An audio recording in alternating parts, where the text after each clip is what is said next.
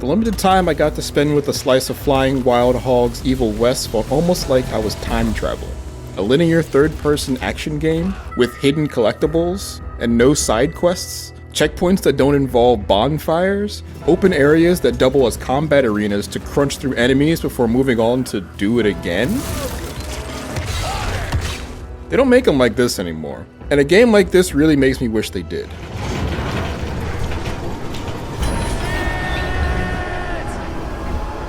Set in an alternate 18th century where the West is still wild, but also filled with vampires, you play as Jesse Rentier, star agent and heir apparent of the Rentier Institute, an organization of vampire hunters powered by sci-fi tech and government spending.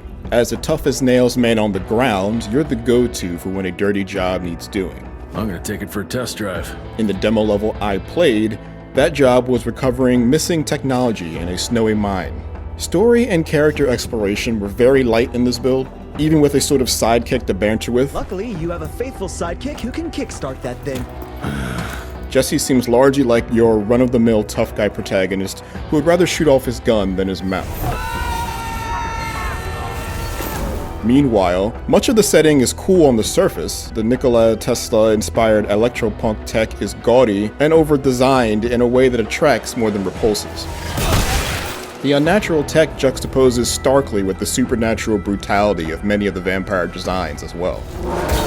When the shooting starts, Jesse is more than prepared, both with more mundane and traditional firearms, and mechanical tricks that make up for the magical power gap between him and his enemies. The base of my offense came in the form of his gnarly gauntlet. You can mash for quick face-beating combos, or hold down the attack button to launch the enemy airborne. Follow it up with a diving punch, or quickly draw your pistol and fill them full of holes before they drop. Making these decisions on the fly is a cinch because every weapon is on its own dedicated button or happens in its own specific scenario. For example, if I want to fire the pistol, I press the shoot button. If I want to hit longer range targets with my rifle, I aim while shooting. The Rentier Institute provides you with some other gadgets as well. Your energy shield isn't the kind you hide behind to absorb attacks for you, but if you time it correctly, any enemy that attempts to touch you gets sent into high voltage seizures, leaving them open for big damage. The crippling rod can do the same, but to a whole slew of enemies at once.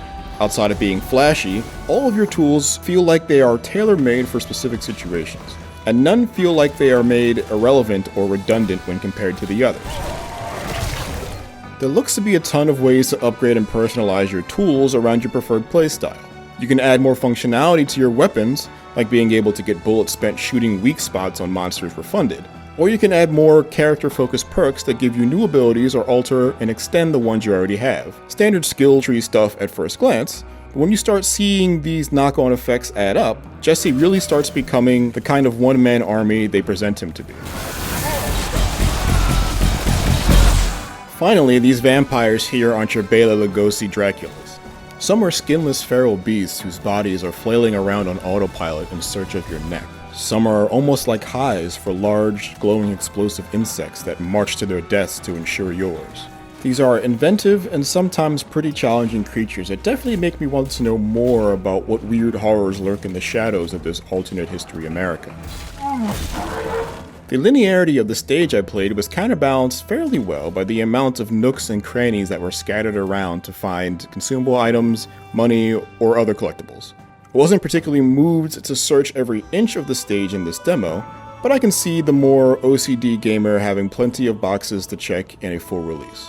Such straightforward design may seem out of step with today's forever games, but I really appreciated the focus on making the elements you can interact with feel vibrant and intentional. No, I can't see the mountain in the background and climb it, but each encounter feels handmade to create a specific sort of challenge, making it feel more like a deliberate puzzle than a happy accident. Can't anything be simple here? The small demo time I got with Evil West left me thirsty for more Old West vampire hunting. In a year that somehow finds 3 notable games set in a dark and haunted Wild West, Flying Wild Hogs remains unique not just among its setting counterparts, but its genre contemporaries.